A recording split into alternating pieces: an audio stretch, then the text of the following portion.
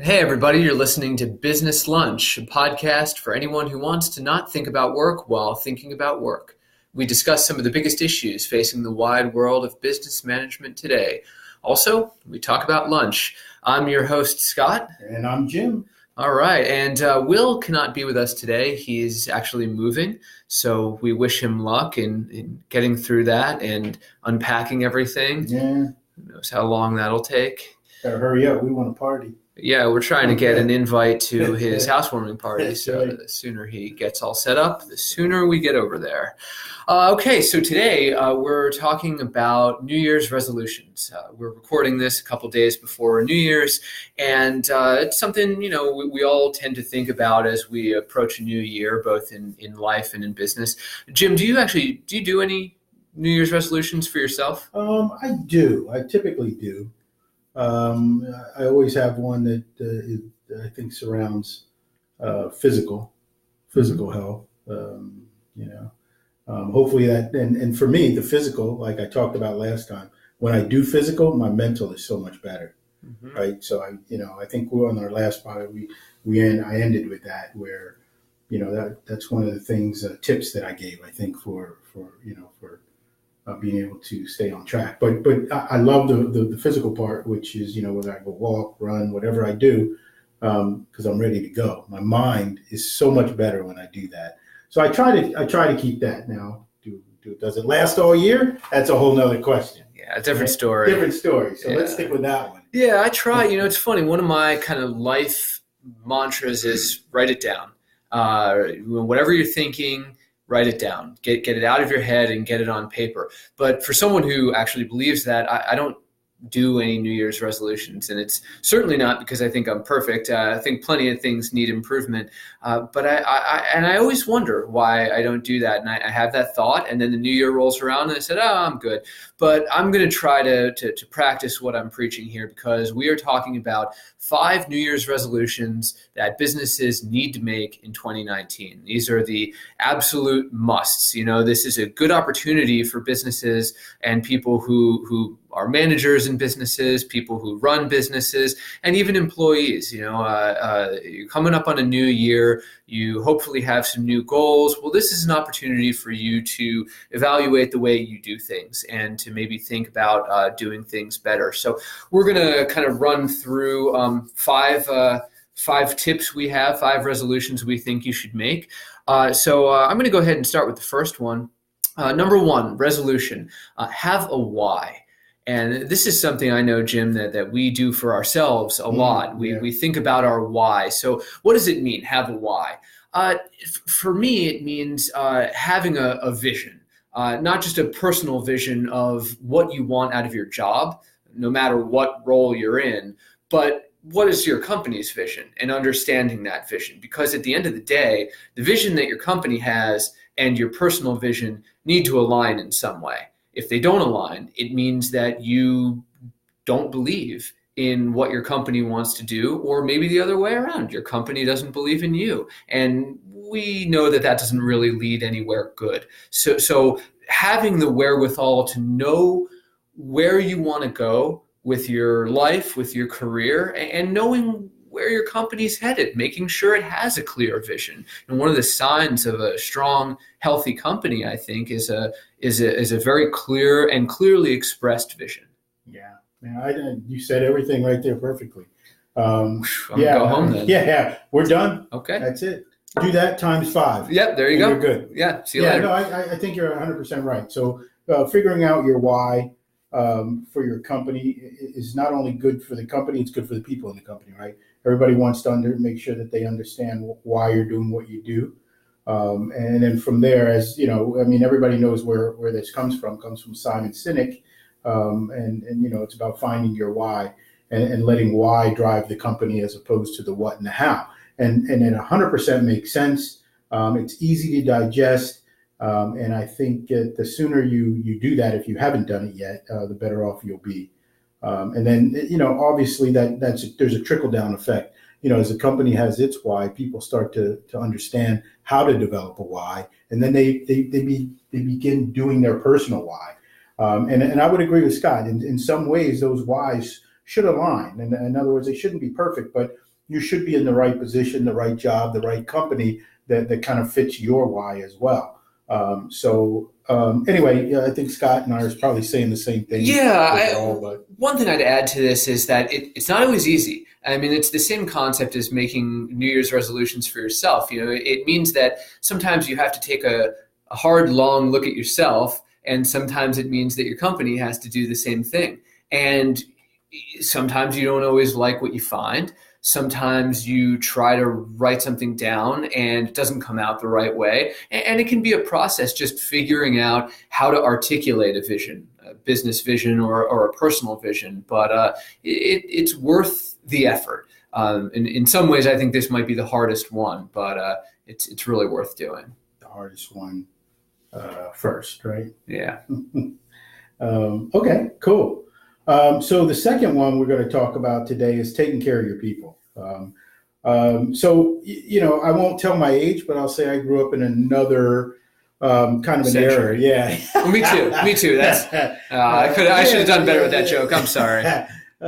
So I grew up a while back, and so if you remember back in the 80s and the 90s, a lot of this stuff was about the customers always right, and take care of your customers, and that's flipped now, right? I think you realize that it's taking care of your people that's most important, because those are the people that are going to take care of your customer. So if you're an entrepreneur, business owner, those types of things, managers, make sure you take care of your people. And I'm talking about mental health, right? Physical health. Give them the opportunities to do those things, to remain sharp.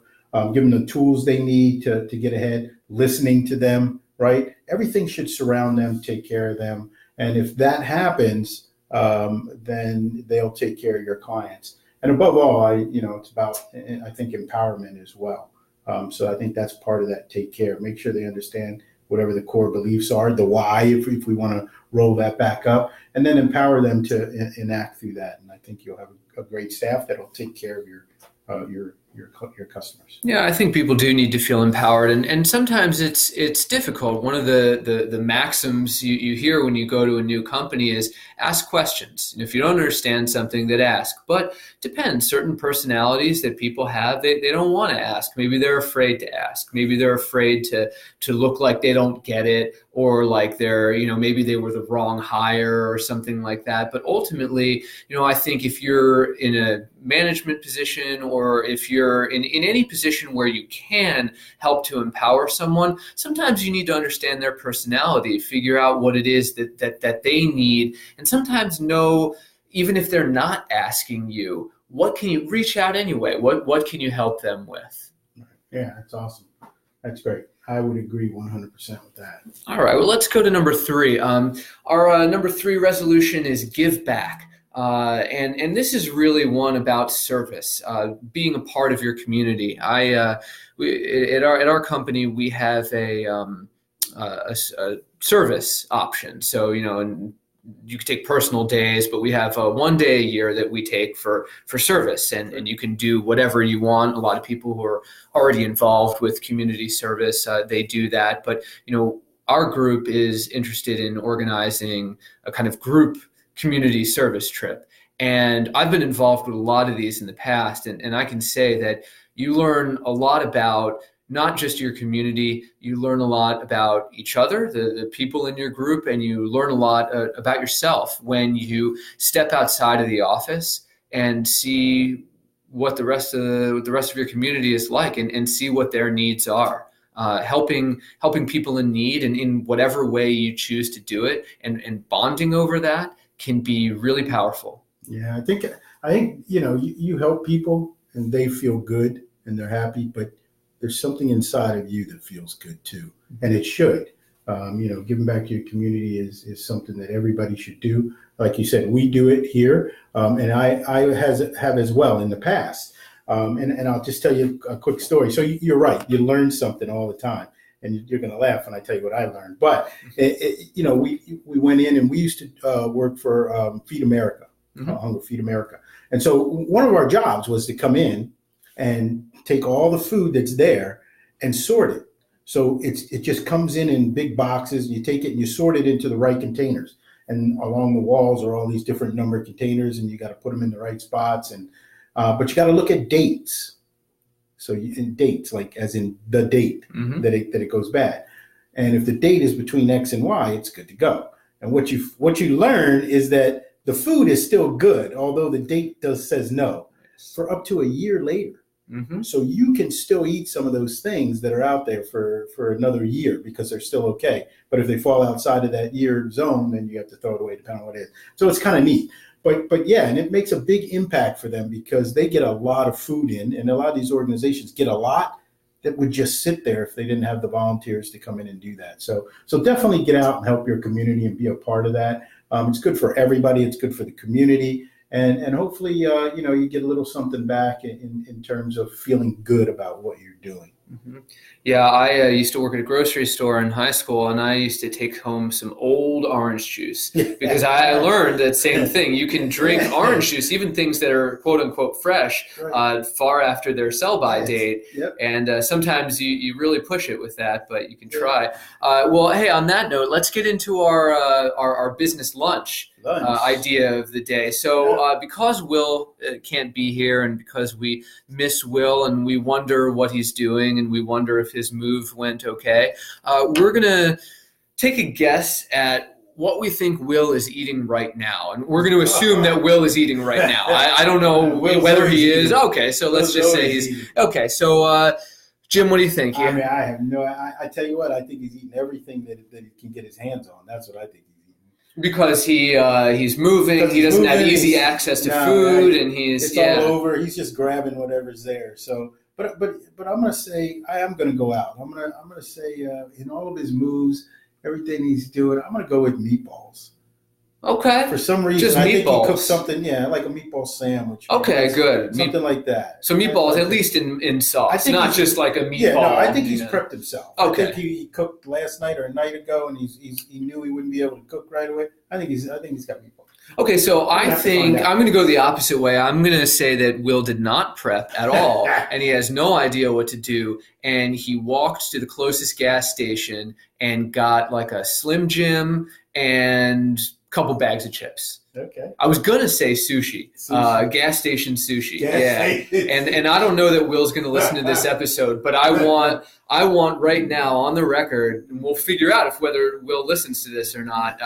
If you're here and if you're listening, we want to know whether you have in the past, are currently, or will ever eat sushi that you got at a gas station. I think he will.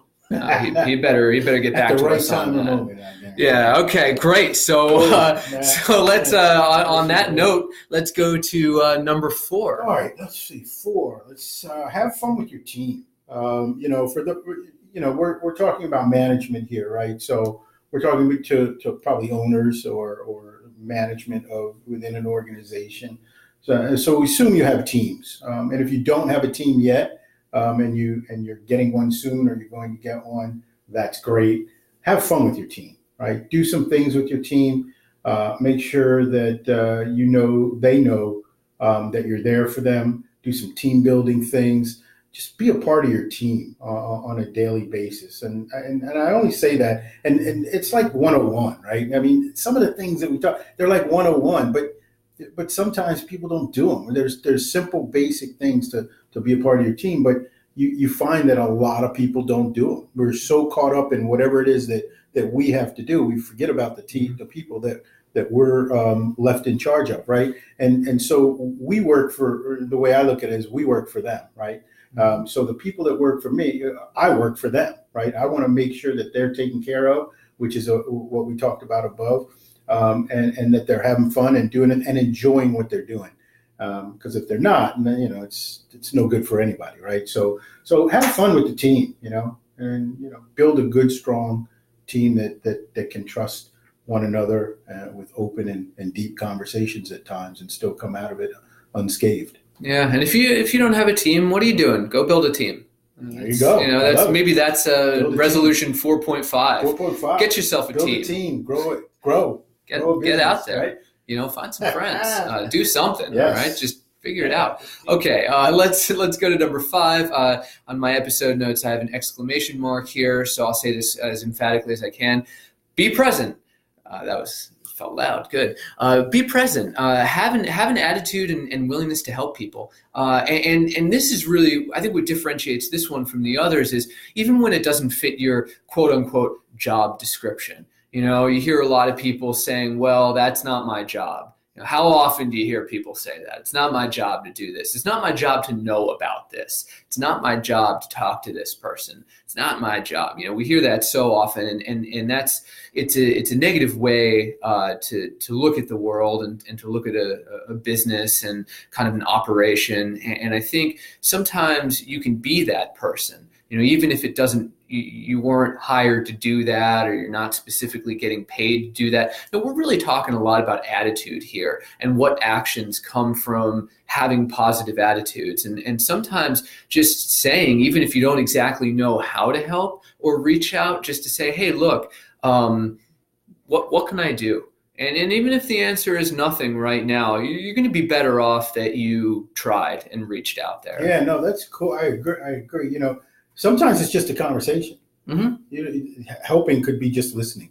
Right. Right. I mean, sometimes that's the biggest help you can get. And, for me, be present means a lot of the things that Scott just said. But it means, if someone comes in and wants to talk to you, don't be on your phone at the same time that they're trying to talk to you about whatever it is. Be present. Be in the moment. Understand that whatever they're saying is important to you. Feel that. Make them feel it, right? So be present, and like Scott said, a willingness to help in every way that you can. And so that's the be present for me. Is just off your phones, pay attention, off the computer, eye to eye, and talk and have a good conversation.